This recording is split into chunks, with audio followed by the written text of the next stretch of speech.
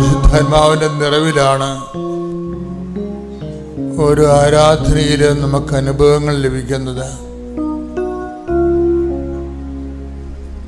പരിശുദ്ധാത്മാവിൽ ആരാധിക്കുവാനും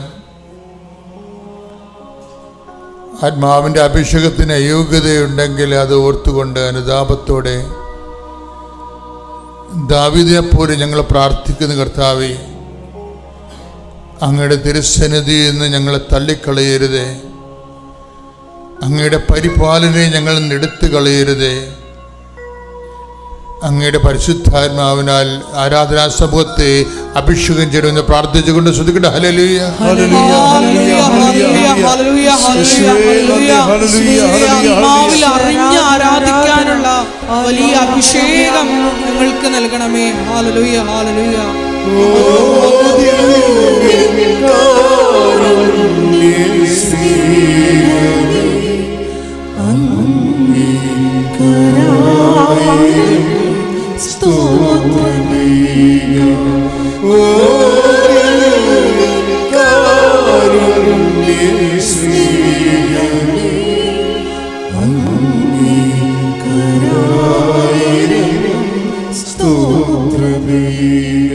പരിശുദ്ധ പരമദിവ്യകാരുണ്യത്തിന് എന്നേരവും ആരാധനയും സ്തുതിയും പുകഴ്ചയും ഉണ്ടായിരിക്കട്ടെ.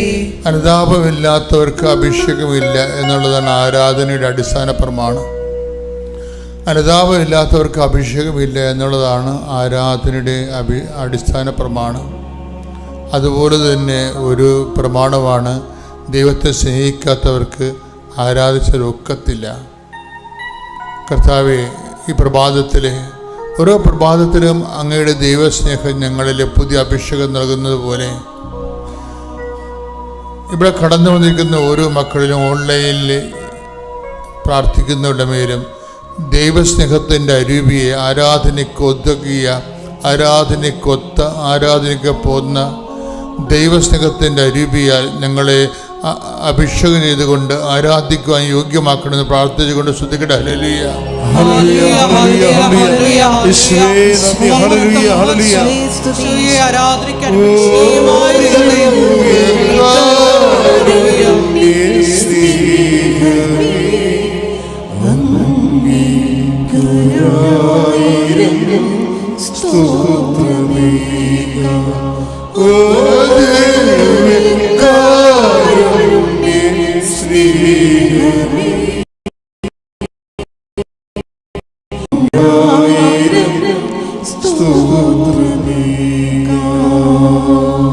എൻ്റെ പ്രിയമുള്ളവരെ, ഇന്നലെ 16 കോടിയോളം കടമുള്ള ഒരു മകനെ അൾത്താരയിലെ പ്രാർത്ഥനയിൽ കണ്ടുമുട്ടി. ഇതുപോലെ വളരെ ഗ്രീവിയസ് ആയിട്ടുള്ള, അതുപോലെ തന്നെ ഇന്നലെ പ്രാർത്ഥിക്കാൻ വന്ന ഭർത്താവ് 7-8 പ്രാവശ്യം വെടിവെച്ച ഒരു ഭാര്യയെ അവളുടെ ഹൃദയത്തിലും നാക്കിലുമൊക്കെ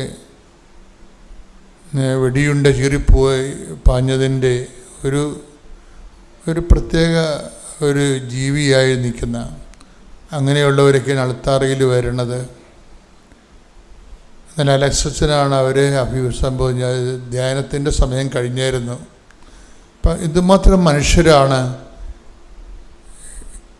കൃപാസാൽത്താരെ ജീവനോടെ പ്രത്യക്ഷപ്പെട്ട പരിശുദ്ധ അമ്മയുടെ സാന്നിധ്യത്തിലെ, അമ്മയുടെ മാധ്യസ്ഥത്തിലെ ഈശോയിലെ അഭയം പ്രാപിക്കുന്നത്. അവസാനത്തെ അറ്റകൈ പോലെയാണ് മനുഷ്യർ വരണത്. അങ്ങനെ അറ്റകൈ അവസാനത്തെ അഭയകേന്ദ്രം എന്ന രീതിയിൽ വന്നിട്ടുള്ള അനേകം മക്കൾ, വന്നു പോയിട്ടുള്ളവർ, ഇപ്പം പ്രാർത്ഥിച്ചുകൊണ്ടിരിക്കുന്നവർ, അവരുടെ മേലെല്ലാം സ്വർഗം തുറക്കപ്പെടട്ടെ എന്ന് പ്രാർത്ഥിക്കുന്നു. അവരുടെ കെട്ടുകൾ അഴിയപ്പെടുകയും അവർ സൗഖ്യം പ്രാപിക്കുകയും ദൈവത്തിൻ്റെ ശക്തി, മാതാവിൻ്റെ മധ്യസ്ഥം അനുഭവിക്കാൻ ഇടയാക്കി പ്രാർത്ഥിച്ചുകൊണ്ട് ശ്രുതികട. ഹല്ലേലൂയ, ഹല്ലേലൂയ, ഹല്ലേലൂയ, ഹല്ലേലൂയ, ഹല്ലേലൂയ, ഹല്ലേലൂയ.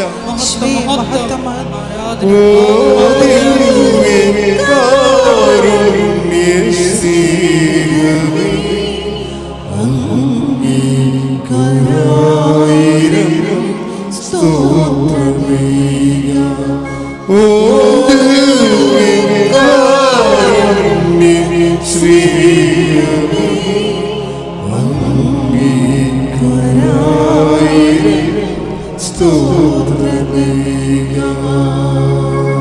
വേറെ ഒരു സങ്കടക്കാരനെ അൾത്താറയിൽ ഈ കഴിഞ്ഞ ശനിയാഴ്ച കണ്ടെത്തിയത് നമ്മുടെ യമനിൽ വധശിക്ഷയ്ക്ക് വിധിക്കപ്പെട്ടിരിക്കുന്ന നിമിഷപ്രിയയുടെ ഭർത്താവ് ഉടമ്പടി എടുത്തിട്ടുണ്ട്. അദ്ദേഹം എന്നെ വന്ന് പറഞ്ഞപ്പോൾ ബ്ലഡ് മണി കൊടുത്തിട്ട് യമൻ സർക്കാർ സ്വീകരിക്കുന്നില്ലെന്നാണ് പറഞ്ഞത്. അവരതിൽ നിന്ന് റിലീവ്ഡ് ആകാനുള്ള പണം കെട്ടിവെച്ചത്, അത് 8 കോടിയോ മറ്റോ എന്തുകൊണ്ടാണ് കെട്ടിവെച്ചിട്ട് പോലും അതിനുള്ള സംവിധാനം ഒരുക്കിയിട്ട് പോലും യമൻ സർക്കാർ അത് സ്വീകരിക്കണില്ല എന്നാണ്. അതാണ് പരിശുദ്ധ അമ്മയുടെ മുമ്പിൽ വെച്ചിരിക്കുന്ന ഈ ആഴ്ചത്തെ ഒരുപക്ഷെ ഏറ്റവും വലിയ നിയോഗം എന്ന് പറയുന്നത്. അങ്ങനെയുള്ള കടുത്ത നിയോഗങ്ങളിലെല്ലാം ഈ ആഴ്ചയിൽ തീരുമാനമുണ്ടാകാൻ വേണ്ടി ഇടിമുഴക്കം പോലെ ശ്രദ്ധിക്കട്ടെ.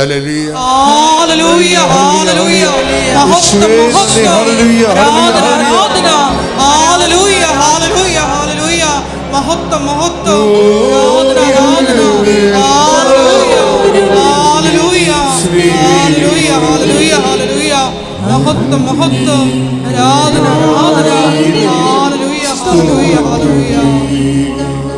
ഒരുമിച്ച് എല്ലാവരും ഓ ദിവ്യകാരുണ്യ സ്നേഹമേ, ഓ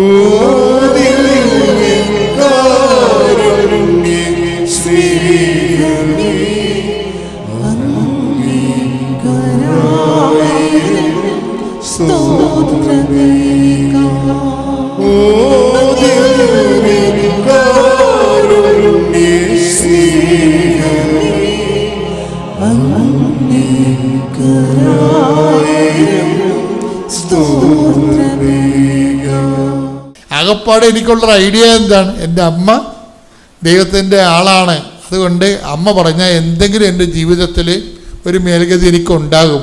അതുകൊണ്ട് ഞാൻ പറ്റുന്ന പോലെ ഞാൻ പരിശ്രമിച്ച് പോവുകയാണ് ചെയ്തത്. എന്നിട്ട് എന്ത് ചെയ്യുമെന്ന് വെച്ച് കഴിഞ്ഞാൽ, പക്ഷെ ആ ചാപ്റ്റർ ക്ലോസ് ചെയ്യുമ്പോൾ ഈ മകനെ പ്രതി പ്രാർത്ഥിച്ചും ജീവിച്ചും ഇവർ ബലം പ്രാപിക്കുന്നുണ്ട് ദൈവസന്നിധിയിൽ. മകനും അതുപോലെ തന്നെ ബലം പ്രാപിക്കുന്നുണ്ട് കർത്താവിൻ്റെ കൃപയിൽ. പഠനത്തിൽ പ്രശ്നമുണ്ട്, ആരോഗ്യത്തിൽ പ്രശ്നമുണ്ടെങ്കിലും ആത്മീയതയിൽ പ്രശ്നമില്ല അവന്. കാര്യമുണ്ട്, അവൻ ഈ അമ്മയുടെ മകനാണ്. അതാണ് പ്രശ്നം.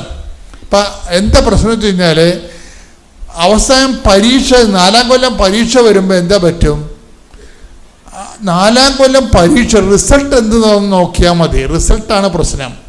ഇടയ്ക്ക് നമ്മൾ വഴിക്കെന്ത് സംഭവിച്ചോ നിങ്ങൾ ചിന്തിക്കരുത്. വഴിക്ക് ദൈവവുമായിട്ട് ജീവിക്കാൻ വേണ്ടിയുള്ള ദൈവത്തിൻ്റെ സമ്മർദ്ദങ്ങൾ മാത്രമേ നമ്മുടെ സഹനങ്ങളായിട്ട് വരുന്നുള്ളൂ. പക്ഷേ റിസൾട്ട് എന്താണ്? റിസൾട്ട് നമ്മൾ ഹൈ ഫസ്റ്റ് ക്ലാസ്സിലാണ് B.Ed പാസ്സായിരിക്കുന്നത്. Praise the Lord. ഇനി പെട്ടെന്ന് അവന് ഒരു ജോലി കിട്ടി, ഒരു ക്യാമ്പസ് റിക്രൂട്ട്മെൻറ്റിൽ അവൻ ജോലിക്ക് കയറി. അതിനുശേഷം അവൻ ടെസ്റ്റ് എടുത്ത് ജോലിക്ക് കയറി. എല്ലാം അതുപോലെ പെട്ടെന്ന് ജോലിക്ക് കയറി അവൻ ഗുജറാത്തിൽ എവിടെയോ പോയി. അപ്പോൾ അവനെൻ്റെ അമ്മ അവനോട് ഇനി അവിടുന്ന് 3 കൊല്ലം ഇവർക്ക് ആദ്യം കയറിയതല്ലേ ഉള്ളൂ, ജോലിക്ക് കയറിയതേ ഉള്ളൂ. അപ്പോഴേ അവൻ വന്നിട്ട് പറഞ്ഞു, അമ്മ നാട് കാണണമെങ്കിൽ 3 കൊല്ലം എടുക്കുമെന്ന് പറയും. നാട് കാണണമെങ്കിൽ 3 കൊല്ലം എടുക്കുമെന്ന് പറയും. അപ്പോൾ അമ്മയ്ക്ക് ഭയങ്കര സങ്കടമാണ്. എന്താ കാര്യം? മകൻ്റെ ശരീരം ക്ഷീണിച്ചിരിക്കുന്നത് കൊണ്ടല്ല, അവന് നല്ല ഭക്ഷണം കിട്ടാത്തത് കൊണ്ടല്ല, എന്താണ്, അവന് കുർബാന കിട്ടാത്തത് കൊണ്ട്. അതാണ് പ്രശ്നം. ഇവിടെ ഇടിയാ ഒരു സ്റ്റോറി പോകുന്ന പോക്ക് നിങ്ങൾ സഞ്ചരിക്കണ വഴി നോക്കണം. നിങ്ങൾ അവനും മകന് വടക്കേ ഇന്ത്യൻ്റെ ജോലിയാണ്. അവർ പഴയ അവസ്ഥ തന്നെ, ഭക്ഷണമില്ല. പക്ഷെ അവനെ കാണുമ്പോൾ അമ്മയുടെ സങ്കടം എന്താണ്? അവന് നല്ല ഭക്ഷണം കിട്ടണില്ല എന്നുള്ള സങ്കടമല്ല. അവൻ പറഞ്ഞ് ആദ്യമായിട്ട് കയറണ ഇനി 3 കൊല്ലം കഴിഞ്ഞ് മാത്രമേ അവരുടെ കമ്പനിയുടെ നിയമം അനുസരിച്ചുകൊണ്ട് നാട്ടിലോട്ട് വരെ കിട്ടത്തുള്ളൂ.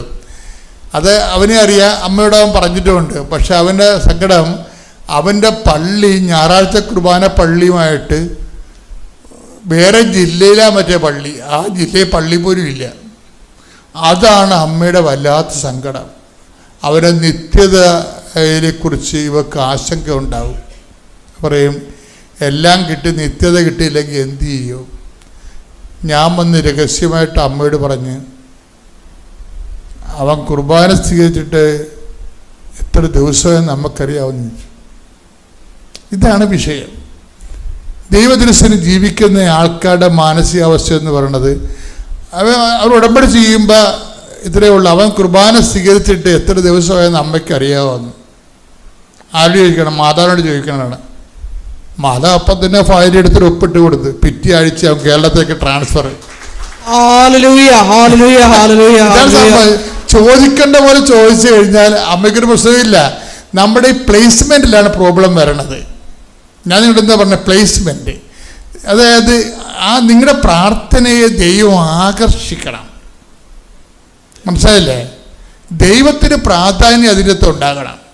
അതുകൊണ്ടാണ് ഈശോ അതാണ് നമ്മൾ കേട്ടത്, എൻ്റെ പിതാവിനാൽ ആകർഷിക്കപ്പെടാതെ, അല്ലേ? അതല്ലേ ആകർഷണമാണ് എൻ്റെ വിഷയം. നിങ്ങളുടെ പ്രാർത്ഥന വെക്കുമ്പോൾ why should God take that prayer? ആ പ്രാർത്ഥന ദൈവം എന്തിന് എടുക്കണമെന്ന് ചോദിച്ചു കഴിഞ്ഞാൽ ഒരു ദൈവാകർഷണത്തിൻ്റെ ഒരു കണ്ടന്റ് അതിൻ്റെ അകത്ത് ഉണ്ടാകണം.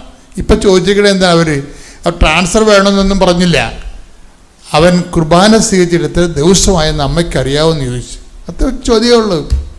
ആ ചോദ്യം അമ്മയുടെ സങ്കടമുണ്ട്. പെട്ടെന്നാണ് സാധനം എടുത്ത് ഒപ്പിടുന്നത്. നിങ്ങൾക്കറിയാമല്ലോ, ഇതെല്ലാം മറിയത്തിൻ്റെ കീഴിലാണ് വിഷയം. ഏത് കാനായിലെ കല്യാണമായാലും യേശു സമയമായില്ലെന്ന് പറഞ്ഞാലും അമ്മ തീരുമാനിക്കണം ഒരിക്കലും കാര്യങ്ങൾ. പക്ഷേ തീരുമാനിപ്പിക്കണം.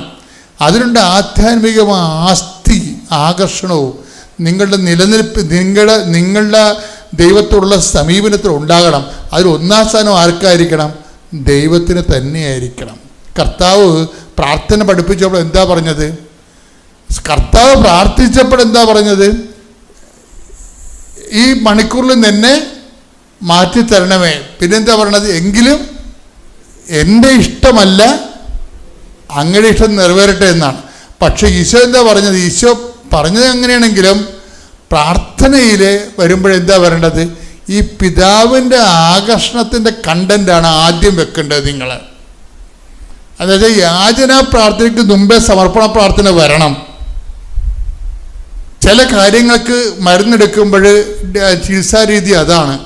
യാചന പ്രാർത്ഥനയ്ക്ക് മുമ്പേ, വിഷയം കട്ടിയാണെങ്കിൽ യാചന പ്രാർത്ഥനയ്ക്ക് മുമ്പേ നിങ്ങൾ സമർപ്പണ പ്രാർത്ഥന വെച്ചിട്ട് ദൈവാകർഷണം ഉറപ്പുവരുത്തണം. എങ്കിലും എൻ്റെ ഇഷ്ടമല്ല അങ്ങയുടെ ഇഷ്ടം നിറവേറട്ടെ എന്ന് യാചന പ്രാർത്ഥന കഴിഞ്ഞിട്ടല്ല പറയേണ്ടത്, ആദ്യമേ പറയണം. അതിനാണ് സ്വർഗസ്ഥനായ പിതാവ് ഡിസൈൻ ചെയ്തിരിക്കുന്നത്. അങ്ങയുടെ സ്വർഗസ്ഥനായ ഞങ്ങളുടെ പിതാവേ, അങ്ങയുടെ നാമം പൂജിതമാകണമേ, അങ്ങയുടെ രാജ്യം വരണമേ. കണ്ട നോക്കിയേ, യാചന അന്നു വേണ്ട ആഹാരത്തിന് മുമ്പാണ് ആ സംഭവം കിടക്കുന്നത്. അന്നു വേണ്ട ആഹാരം ഇന്ന് ഞങ്ങൾക്ക് തരണമെന്നല്ല, അതൊക്കെ മുമ്പ് എന്താ പറഞ്ഞിരിക്കണത്? അങ്ങയുടെ നാമം പൂജിതമാകണമേ, അങ്ങയുടെ രാജ്യം വരണമേ. പ്രാർത്ഥിക്കുക. കർത്താവായ ഈശോയേ, എന്റെ പ്രാർത്ഥനയ്ക്ക് പിതാവിന്റെ ആകർഷണം ലഭിക്കാൻ എന്റെ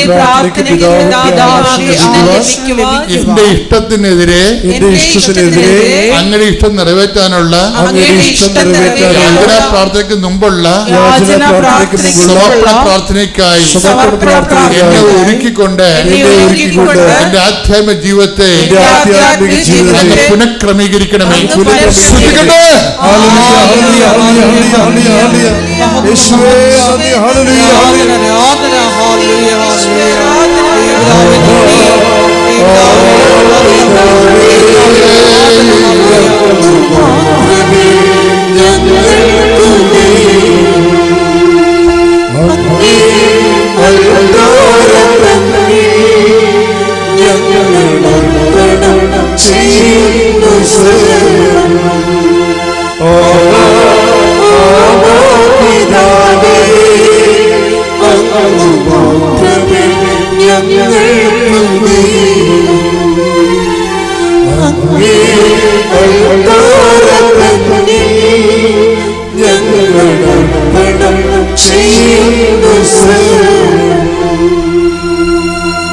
എല്ലാവരും എഴുന്നേൽക്കുക. നമുക്ക് നന്നായിട്ട് പ്രാർത്ഥിക്കാം. നല്ലൊരു ദിവസമാണ്. പ്രഭാതത്തിൽ എല്ലാവരും ഊർജ്ജസ്വലതയോടെ ഇരിക്കുകയാണ്. നിങ്ങളുടെ ജീവിത പ്രശ്നങ്ങളും പ്രയാസങ്ങളും ഈ ഒറ്റ പ്രാർത്ഥന കൊണ്ട് കർത്താവ് ഏറ്റെടുക്കുകയും നിങ്ങളെ അനുഗ്രഹിക്കുകയും നിങ്ങൾക്ക് വിടുതൽ നൽകുകയും 10 കൊല്ലം സാക്ഷ്യം പറയാനുള്ള കൃപ കർത്താവ് നിങ്ങൾക്ക് നൽകുകയും ചെയ്യുമെന്ന് എനിക്കറിയാം. സന്തോഷമായിട്ട് കർത്താവിൻ്റെ തിരുസന്നിധിയിൽ വ്യാപരിക്കുക.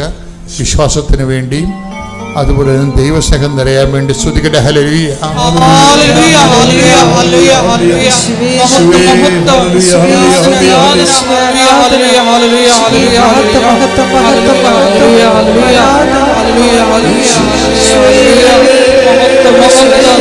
ആരാധന ഹല്ലേലൂയ ദൈവമേ നന്ദി ദൈവമേ മഹത്വം ദൈവമേ ആരാധന ഹല്ലേലൂയ ഹല്ലേലൂയ ഹല്ലേലൂയ ഹല്ലേലൂയ. അപ്പോൾ അവൻ കാല് പിടിച്ച് പറഞ്ഞിട്ടും അവർ പിന്നെ റിക്വസ്റ്റ് അയച്ചു, അവിടെ പോയി കണ്ടു പറഞ്ഞു. എന്നിട്ടൊന്നും അവർ അത് കൊടുക്കണില്ല. തരാമെന്ന് പറഞ്ഞ് 2 മാസത്തോളം അവനെ ഇങ്ങനെ നടത്തിച്ചു. അപ്പം ഞാൻ പറഞ്ഞു, മോനെ നീ ഇനി അവരോട് ചോദിക്കണ്ട, അല്ലാണ്ട് തന്നെ മാതാവ് നിനക്ക് നല്ല ഒരു ജോലി തരും, നീ മാതാവിനോട് പ്രാർത്ഥിക്കുക. അതിനൊരു കാശ് രൂപം ഒരെണ്ണം ചെറുതൊരു ലോക്കറ്റ് അവൻ്റെ കൊടുത്തിട്ടുണ്ടായിരുന്നു. നീ അമ്മയോട് പറ, നീ ഇപ്പോൾ ഇൻ്റർവ്യൂവിന് പോകുമ്പോൾ അമ്മയെ കൂടി കൊണ്ടുപോകും, അപ്പോൾ അമ്മയോട് പറഞ്ഞാൽ മതി, അമ്മ നേരിട്ട് അവരോട് സംസാരിച്ചോളും, നിനക്ക് തീർച്ചയായിട്ടും ഒരു ജോലി കിട്ടുമെന്ന് പറഞ്ഞാൽ. അതേപോലെ അവന് കഴിഞ്ഞ 29-ാം തീയതി അപ്ഗ്രേഡ് എന്ന് പറഞ്ഞാൽ നല്ല ഒരു സ്ഥാപനത്തിൽ അവന് നല്ലൊരു ജോലിക്ക് അവൻ കയറി. അതുകൊണ്ട് അവന് വരാൻ പറ്റിയില്ല. അവനിപ്പം ബാംഗ്ലൂരാണുള്ളത്. പിന്നെ എൻ്റെ ഹസ്ബൻഡിന് തീരെ വിശ്വാസമൊന്നും ഇല്ലാത്ത ആളായിരുന്നു. പുള്ളിക്കാരന്, ഞാനൊരു ഡിഫൻസ് സിവിലിയനായിരുന്നു. പിന്നെ ഇവിടെ വിശാഖപട്ടണത്തായിരുന്നു എനിക്ക് ജോലി. ഞാൻ അഡ്മിൻ ഓഫീസറായിട്ട് വർക്ക് ചെയ്യുമായിരുന്നു. ഹസ്ബൻഡിന് 2022 ഏപ്രിൽ 17-ാം തീയതി സ്ട്രോക്ക് വന്ന രാത്രിക്ക്, അത് പെട്ടെന്ന് ട്രീറ്റ്മെൻ്റ് ഒന്നും കിട്ടിയില്ല. കോയമ്പത്തൂർ വെച്ചാണ് സ്ട്രോക്ക് ഉണ്ടായത്. അപ്പോൾ അത് കാരണം പിറ്റേ ദിവസം ഇവിടെ രാവിലെ 8 മണിയായപ്പോൾ ലിസിയിൽ കൊണ്ടുവന്നതിന് ശേഷമാണ് പുള്ളിക്ക് ട്രീറ്റ്മെൻറ്റ് കിട്ടിയത്. അപ്പോൾ അത് കാരണം ഒരു വശം കൈയും, റൈറ്റ് സൈഡ് കൈയും കാലും ഒന്നും അനങ്ങില്ല. പുള്ളി സംസാരിക്കാനൊക്കെ ബുദ്ധിമുട്ടാണ്. അപ്പോൾ പുള്ളിക്ക് വിശ്വാസമൊക്കെ ഭയങ്കര കുറവായിരുന്നു. പുള്ളി നമ്മൾ പ്രാർത്ഥിക്കുമ്പോഴൊക്കെ ഇങ്ങനെ നമ്മളെ കളിയാക്കി ചിരിക്കുകയോ അങ്ങനെയൊക്കെ ചെയ്യുമായിരുന്നു. പിന്നെ എനിക്കും വലിയ വിശ്വാസമൊന്നും ഉണ്ടായിരുന്നു. ഞാനൊരു ഓർത്തഡോക്സ് സഭയിൽ നിന്ന് വന്ന ആളാണ്. കുമ്പസാരമൊന്നും എനിക്ക് അത്ര വലിയ, എന്തിനാണ് അച്ഛനോട് പറയണത്, ദൈവത്തോട് പറഞ്ഞാൽ പോരെ, അങ്ങനെയൊക്കെ ഞാൻ ചിന്തിച്ചിരുന്ന ഒരാളായിരുന്നു. പിന്നെ അതേപോലെ എല്ലാ ഞായറാഴ്ചയൊന്നും പള്ളിയിലൊന്നും പോകില്ലായിരുന്നു. പിന്നെ ഉടമ്പടി എടുത്ത് ഇവിടെ വന്നു പ്രാർത്ഥിച്ച അതിന് ശേഷം ഞാനിപ്പം എല്ലാ ദിവസവും ഞാൻ പള്ളിയിൽ പോകും. ആഴ്ചയിൽ 2 പ്രാവശ്യം ഞാൻ, മാസത്തിൽ 2 പ്രാവശ്യം കുമ്പസാരിക്കും. പിന്നെ പ്രേക്ഷിത പ്രവർത്തനം. പിന്നെ ഹസ്ബൻഡ് ഇപ്പം എല്ലാ ദിവസവും വൈകുന്നേരം പ്രാർത്ഥന ചൊല്ലുമ്പോൾ അവിടെ വന്നിരിക്കാറുണ്ട്. അപ്പം ഞാൻ തൈലം പുരട്ടി നെറ്റിയിലൊക്കെ കുരിശ് വരച്ച് കൊടുക്കാറുണ്ട്. ഇപ്പോൾ കുഴപ്പമില്ല, ആൾ അങ്ങനെ ഇരിക്കുന്നു. പിന്നെ പുള്ളിയുടെ ഷോൾഡറിൻ്റെ റൈറ്റ് സൈഡ് ഇങ്ങനെ താന്ന് കിടക്കണ പോലെയായിരുന്നു. ഇപ്പോൾ അത് ഒരുവിധം ഇങ്ങനെ സ്ട്രെയിറ്റായി വന്നിട്ടുണ്ട്. പിന്നെ അത് പിന്നെ പ്രേക്ഷിത പ്രവർത്തനം എന്ന് പറഞ്ഞാൽ ഞാനിവിടുന്ന് ഉടമ്പടി, പിന്നെ തൈലം കൊണ്ടുപോയിട്ട് ഒരു ഓർഫനേജ് ഉണ്ട്. അവിടുത്തെ കുറച്ച് പ്രായമായ അമ്മമാരുണ്ട്, കൈക്ക് വേദന, കാലിന് വേദന, അങ്ങനെ പൊള്ളിയവർ, അങ്ങനെയൊക്കെയുള്ള ആൾക്കാരുണ്ട്. അപ്പം ഞാൻ അവർക്കൊക്കെ അത് പുരട്ടി കൊടുക്കുകയും അവർക്ക് എന്തെങ്കിലുമൊക്കെ ചെയ്തു കൊടുക്കും. പിന്നെ അവർക്ക് ഭക്ഷണമൊക്കെ എന്തെങ്കിലും എനിക്ക് കഴിയുന്ന രീതിയിൽ ഞാൻ എന്തെങ്കിലുമൊക്കെ വാങ്ങിച്ചുകൊണ്ട് കൊടുക്കാറുണ്ട്. പിന്നെ എവിടെയെങ്കിലും പോകുമ്പോഴാണെങ്കിലും വഴിയിൽ ആരെങ്കിലും എന്നോടൊരു സഹായം ചോദിച്ചാൽ അത് ഞാൻ നേരത്തെ തന്നെ ചെയ്യാറുണ്ടായിരുന്നു. ഇപ്പോഴും അത് തന്നെ കണ്ടിന്യൂ ചെയ്യുന്നുണ്ട്. പിന്നെ ഇവിടുന്ന് പത്രം വാങ്ങിച്ച്, പിന്നെ മലയാളം പത്രം വാങ്ങിച്ച് എൻ്റെ ഹിന്ദുക്കളായ കുറച്ച് എൻ്റെ ഫ്രണ്ട്സുണ്ട്, അവർക്കൊക്കെ ഞാൻ കൊടുക്കും. പിന്നെ ഇവിടെ തെലുങ്ക് പത്രം അല്ലെങ്കിൽ ഇംഗ്ലീഷ് പത്രം മേടിച്ചിട്ട് ഞാൻ ആന്ധ്രയിലേക്ക് എൻ്റെ അവിടുത്തെ ഓഫീസിലുള്ള സ്റ്റാഫിനൊക്കെ അയച്ചു കൊടുക്കും. എന്നിട്ട് അവരോട് പ്രത്യേകമായിട്ട് പറയും, മാതാവ് ഇവിടെ പ്രത്യക്ഷപ്പെട്ട സ്ഥലമാണ്, നിങ്ങളിത് പറഞ്ഞ് തന്നെ എല്ലാവർക്കും കൊടുക്കണം, അതുവഴി നിങ്ങൾക്കും വലിയ അനുഗ്രഹം കിട്ടും, പറ്റുമെങ്കിൽ ഒരു ദിവസം വരണമെന്നൊക്കെ പറഞ്ഞ് എനിക്ക് കുറച്ച് നല്ല സുഹൃത്തുക്കളുണ്ട്. അപ്പോൾ അവർക്കും അങ്ങനെ ചെയ്തു കൊടുക്കാറുണ്ട്. അപ്പോൾ ഇങ്ങനെയെല്ലാം മാതാവ് എനിക്ക് ഒരുപാട് അനുഗ്രഹങ്ങൾ തന്നിട്ടുണ്ട്. എൻ്റെ പേര് തെയ്യാമ്മ തോമസ്. ഞാൻ മല്ലപ്പള്ളിയിൽ നിന്ന് വരുന്നു. എനിക്ക് കിട്ടിയ, ഞാൻ 13/3/2023 ഞാൻ ഉടമ്പടി എടുത്തതാണ്. അത് അന്ന് എനിക്ക് ഒത്തിരി പ്രശ്നങ്ങളുണ്ടായിരുന്നു. മെയിനായിട്ട് എൻ്റെ ജീവിത പങ്കാളി ഒരു കിഡ്നി പേഷ്യൻ്റാണ്. അത് അന്ന് 50% വർക്കിംഗ് കിഡ്നിക്കുള്ളെന്ന് പറഞ്ഞു. അപ്പം ഞങ്ങളിവിടെ വന്ന് ഞാനതൊരു എൻ്റെ ഒരു ആവശ്യമായിട്ട് ഞാനിവിടെ വെച്ചിരുന്നു. അപ്പം അത് ഞങ്ങളിവിടെ വന്ന് അച്ഛനെ കണ്ടു. അച്ഛനത് ഇങ്ങനെ ഇവിടെ കൈവച്ച് പ്രാർത്ഥിച്ചു. എന്നിട്ട് ഞാനതെന്നും ഉടമ്പടി തൈലം ഞങ്ങളുടെ പ്രാർത്ഥനയിൽ, കുടുംബ പ്രാർത്ഥന കഴിഞ്ഞ് നമ്മൾ ചെല്ലുന്ന ഉടമ്പടി പ്രാർത്ഥന ഞങ്ങൾ ചൊല്ലി തൈലം നെറ്റിയിൽ നാക്കിലും തൊടും, 2 സൈഡിലും തൊടും. രാവിലെ പ്രഭാത പ്രാർത്ഥനയിലും അതുപോലെ തന്നെ എൻ്റെ എല്ലാ വിഷമഘട്ടങ്ങളിലും ഞാൻ ഈ പ്രത്യക്ഷീകരണ പ്രാർത്ഥന അടിക്കടി ഇങ്ങനെ ചൊല്ലിക്കൊണ്ടിരിക്കും. അത് എപ്പോൾ പ്രയാസം വന്നാലും അപ്പോൾ ഈ പ്രത്യക്ഷീകരണ പ്രാർത്ഥന ഞാൻ അങ്ങ് ചൊല്ലിക്കൊണ്ടിരിക്കും. തിരി രാവിലെ മാത്രമേ കത്തിക്കത്തുള്ളൂ. അത് കഴിഞ്ഞ് പിന്നെ ഇതൊരനുഗ്രഹമാണ്. അപ്പോൾ എൻ്റെ കിഡ്നി, ഭർത്താവിൻ്റെ കിഡ്നി 3 ക്രിയാറ്റിൻ 3.5659 വരെ എത്തി. അത് തീർത്തും താഴോട്ട് അടുത്ത ടെസ്റ്റിൽ 2.39 ആയിട്ട് മാറി. ഇപ്പം അങ്ങനെ തന്നെ നിൽക്കുന്നു. അതുപോലെ തന്നെ ഞങ്ങൾക്ക് സാമ്പത്തിക ബുദ്ധിമുട്ടെന്ന് പറഞ്ഞു കഴിഞ്ഞാൽ മക്കളെ പഠിപ്പിച്ച വിധത്തിൽ വിദ്യാഭ്യാസ ലോണൊക്കെ ഉണ്ടായിരുന്നു. മോൻ വിദേശത്താണ്. അപ്പോൾ അതുവഴി ഞങ്ങളുടെ പ്രോപ്പർട്ടി കുറച്ച് വെച്ച് ബാങ്കിൽ എടുക്കേണ്ടി വന്നു. അപ്പം ഞങ്ങൾക്ക് മധുരയിൽ വേറൊരു വസ്തു ഉണ്ടായിരുന്നു. ആ വസ്തു ഞങ്ങൾ വിൽക്കാൻ വേണ്ടി 12 വർഷമായിട്ട് ഞങ്ങളത് ഇങ്ങനെ പരിശ്രമിച്ചുകൊണ്ടിരിക്കുകയാണ്. ഒരു തരത്തിലും നടക്കുന്നില്ല. അവിടെയുള്ളവർക്ക് ആ വസ്തു വളരെ വില കുറച്ച് വേണം താനും. ഞങ്ങൾക്കത് അങ്ങനെ കൊടുക്കാൻ മനസ്സ് വരുന്നുമില്ല. എന്ന് വെച്ച് കഴിഞ്ഞാൽ ഞങ്ങൾക്കിത് പരിഹരിക്കേണ്ടത് ഇതൊരു വെച്ച് തന്നെയാണ്. അപ്പോൾ അങ്ങനെ വെച്ച് കഴിഞ്ഞപ്പോൾ ഈ പ്രശ്നം ഞാൻ ഈ ഉടമ്പടിയിൽ വെച്ചു. അപ്പം ഞാൻ ഈ ഉടമ്പടിയിൽ വെച്ച് കഴിഞ്ഞ് ഞാൻ ഇങ്ങനെ പ്രാർത്ഥിച്ചിരുന്നപ്പം ഞങ്ങളുടെ ഈ വെച്ച വസ്തുവിൻ്റെ ജപ്തി ആയി വന്നു. അപ്പം ഞാനിത് അച്ഛനെ വന്ന് കണ്ടപ്പോൾ അച്ഛൻ എന്നോട് പറഞ്ഞു, 66 ദിവസം ഇതിനൊരു നടപടി ഉണ്ടായില്ലല്ലോ, പിന്നെ ഈ വസ്തു പോകില്ല എന്നിങ്ങനെ അച്ഛൻ പറഞ്ഞു. ഞാൻ ഈ 66 ദിവസവും അതങ്ങനെ എഴുതി വെച്ച് ഞാനവിടെ എഴുതി വെച്ചിരിക്കുക. എൻ്റെ ആ പ്രത്യക്ഷീകരണ പ്രാർത്ഥനയുടെ ബുക്കെല്ലാം എഴുതി വെച്ചിരിക്കുക. അത് കഴിഞ്ഞ് വെച്ചിട്ട് പിന്നെ ഇങ്ങനെ പ്രാർത്ഥിച്ച് ഞങ്ങളിങ്ങനെ തുറന്നുകൊണ്ടിരുന്നപ്പം ആദ്യം ഒരു മേടിക്കാം ആൾക്കാർ വന്നു. അതെല്ലാം മുടങ്ങിപ്പോയി. എങ്കിലും ഞങ്ങൾ കൂടുതൽ ശക്തമായിട്ട് ഇത് പ്രാർത്ഥിച്ചുകൊണ്ടിരുന്നു. അപ്പം ഇത് കഴിഞ്ഞ മാസം ഞങ്ങൾക്ക് ഇത് വിൽക്കുവാനും ഞങ്ങളുടെ ഈ ജപ്തിയിൽ നിന്ന് ജപ്തി മാറിക്കിട്ടി. ഞങ്ങൾക്കത് മാതാവിൻ്റെ പ്രത്യേക അനുഗ്രഹത്തിൽ ഞങ്ങൾക്ക് കിട്ടിയതാണ്. അതുപോലെ തന്നെ എൻ്റെ ജീവിത പങ്കാളിക്ക് എനിക്ക് തോന്നുന്നു ഒരു 15 വയസ്സ് മുതലുള്ള സ്മോക്കിങ്ങിൻ്റെ ഒരു തടക്കദോഷം ഉണ്ടായിരുന്നു. അത് എത്ര പറഞ്ഞിട്ടും അത് നിർത്താൻ പറ്റുന്നില്ല. അപ്പോൾ അത് കാല് പഴുത്ത് ഒരു വിരൽ ആംബ്യൂട്ടി ചെയ്തൊക്കെ ചെയ്തു. ചെയ്തിട്ട് പോലും അത് നിർത്താൻ പറ്റിയില്ല. ഈ ഉടമ്പടി എടുത്തതിൻ്റെ പ്രകാരം ആ തടക്കദോഷത്തിൽ നിന്ന് അത് മാറാൻ കിട്ടി. പിന്നെ എൻ്റെ മകന് UK ജോലിയുള്ള അവരുടെ COയ്ക്ക് എന്തോ ഒരു പ്രശ്നം ഉണ്ടായിരുന്നു. അവരുടെ പ്രശ്ന സംബന്ധമായത് അത് ഞാൻ ഇതിൻ്റെ അകത്ത് വെച്ചിരുന്നു. അതവർക്ക് സാധിച്ചു കൊടുത്തു. പിന്നെ എൻ്റെ മകന് ഒരു കൂട്ടുകാരൊക്കെ കൂടുമ്പോൾ മദ്യപിക്കുന്ന ഒരു ഇതുണ്ടായിരുന്നു. അതും മാതാവിൻ്റെ മധ്യസ്ഥയും ഞങ്ങൾക്ക് മാറ്റിത്തന്നു. പിന്നെ രണ്ടാമത് ഈ ഉടമ്പടി ഞാൻ പുതുക്കി കഴിഞ്ഞപ്പോൾ ഞാൻ ഓർത്തു, ഈശോയെ, ഈ ഭൗമിക ആവശ്യം മാത്രമല്ലല്ലോ എൻ്റെ ആവശ്യം. ഞാൻ ഈശോയോട് പറഞ്ഞു, എൻ്റെ കുടുംബം മുഴുവൻ വിശ്വാസം, വിശുദ്ധി, പ്രത്യാശ, ദൈവസ്നേഹം കൊണ്ട് നിറഞ്ഞ് പരിശുദ്ധാത്മാവിനാൽ വരദാനങ്ങൾ കൊണ്ട് നിറഞ്ഞ് സ്വർഗത്തെ ലക്ഷ്യമാക്കി ഈശോ ഞങ്ങളുടെ കുടുംബത്തിലൊരു ലഹരിയായി മാറണം. ഈശോയ്ക്ക് മഹത്വം കൊടുത്തിയാണ് ഞങ്ങളിനി മുന്നോട്ട് പോകേണ്ടത്. ഇങ്ങനെ ഞാൻ രണ്ടാമത് ഉടമ്പടി എടുത്ത് വെച്ച് കഴിഞ്ഞപ്പോൾ ഉണ്ടല്ലോ, ബാക്കി എല്ലാ കാര്യങ്ങളും ദൈവം ക്രമപ്പെടുത്തി ഇങ്ങോട്ട് തന്നുകൊണ്ടിരുന്നു. ഒന്നും ചോദിക്കേണ്ട ആവശ്യമില്ല. അപ്പം വചനം വായിക്കാൻ എത്ര മണിക്കൂർ ഇരുന്ന് വേണേൽ നമുക്ക് വചനം വായിക്കാം. അപ്പം തന്നെ സ്നേഹിക്കുന്നവർക്ക് തൻ്റെ പദ്ധതി അനുസരിച്ച് വിളിക്കപ്പെട്ടവർക്ക് അവിടെ നിന്ന് എല്ലാം നന്മയ്ക്കായി ഭവിക്കുമെന്നാണ് വാഗ്ദാനം നമുക്ക് തന്നിട്ടുണ്ട്. അതുപോലെ തന്നെ മധ്യസ്ഥം വഹിച്ച് പ്രാർത്ഥിക്കാൻ അത് നമുക്ക് സാധിച്ചു. അതുപോലെ തന്നെ എൻ്റെ ആരോഗ്യം കൊണ്ട് എനിക്ക് പ്രേക്ഷിത വേല ചെയ്യാൻ പറ്റി. പിന്നെ ഇവിടുന്ന് ഉള്ള പത്രം അത് ഞാൻ വിതരണം ചെയ്തു. പിന്നെ സാമ്പത്തികമായിട്ട് ദൈവം നമ്മളെ അനുഗ്രഹിച്ചപ്പോൾ അതനുസരിച്ച് നമുക്ക് ചെയ്യാൻ പറ്റി. അതുപോലെ എനിക്ക് എൻ്റെ അടുത്തൊരു ധ്യാനകേന്ദ്രമുണ്ട്. അവിടെ സ്റ്റാർട്ടിങ്ങാണ്. അപ്പോൾ അവർക്ക് അവിടെ ഒത്തിരി ആവശ്യങ്ങളുണ്ട്. അതെൻ്റെ ആരോഗ്യം കൊണ്ട് ഞാൻ ദൈവത്തെ മഹത്വപ്പെടുത്തുകയാണ്. ഇപ്പം മാസത്തിൽ ഒരു 3-4 ദിവസം 5 ദിവസം കാണും അത്. അങ്ങനെ പോകുന്നു. പിന്നെ മകനെ കൂടുതൽ ജോലി മേഖലയിൽ അനുഗ്രഹിക്കുന്നു തമ്പുരാന്. ആദ്യം അവന് വിശ്വാസമൊന്നുമില്ലായിരുന്നു. കൃപാസനം എന്ന് പറയുമ്പം ഇപ്പം ഞാൻ അമ്മ പ്രാർത്ഥിച്ചിട്ട് എന്നാ കിട്ടിയെന്നൊക്കെ എന്നോട് ചോദിക്കുമായിരുന്നു. അപ്പം ഞാൻ ചോദിച്ചു, ഇപ്പം ഞാൻ പ്രാർത്ഥിച്ചിട്ട് കിട്ടിയിട്ട് നിനക്ക് മനസ്സിലായോ എന്ന് ഞാനിങ്ങനെ അവനോട് ചോദിക്കുമായിരുന്നു. ഇപ്പം അവൻ അതിനെപ്പറ്റി ഒന്നും എതിർത്ത് പറയില്ല. അതുപോലെ എൻ്റെ രണ്ടാമത്തെ മകന് തമിഴ്നാട്ടിൽ ഈ വസ്തു വിൽപ്പനയെന്ന് പറഞ്ഞാൽ അവിടെയുള്ളവർക്ക് ഇത് വില കുറച്ച് വേണം. അപ്പോൾ ഇത് വിൽക്കുന്നതിൽ ഒത്തിരി സ്ട്രഗിളുണ്ടായിരുന്നു. ആ സ്ട്രഗിള് അവൻ നേരിട്ട് കണ്ടു. അപ്പം ഞാൻ ഉടമ്പടി എടുത്തുകൊണ്ട് മാതാവിൻ്റെ ശക്തമായ മാധ്യസ്ഥം വഴിയാണ് ഇത് സാധിച്ചു കിട്ടിയെന്ന് അവനൊരു ബോധ്യം വന്ന് അവൻ ഇന്നത് ഉടമ്പടി ക്ലാസ് അറ്റൻഡ് ചെയ്തുകൊണ്ടിരിക്കുന്നു. അങ്ങനെ ഈ കുടുംബം ഈശോയ്ക്ക് വേണ്ടി മാത്രം ജീവിക്കുന്ന ഒരു കുടുംബമായി. ലോകത്തിൻ്റേതായ നമുക്ക് ഈശോയെ കിട്ടിക്കഴിഞ്ഞാൽ പിന്നെ ലോകത്തിൻ്റെ ചപ്പും ചവറും നമുക്ക് ആവശ്യമില്ല. നമുക്ക് ജീവിച്ചു പോയാൽ മതി മരണം വരെ, ഈശോയെ മഹത്വപ്പെടുത്തി. അപ്പം ഇങ്ങനെയുള്ള അത് എനിക്ക് പെട്ടെന്ന് ഇച്ചിരി ദേഷ്യം വരുന്ന കൂട്ടത്തിലായിരുന്നു. അപ്പോൾ എനിക്കതെല്ലാം ഈ ഉടമ്പടിയുടെ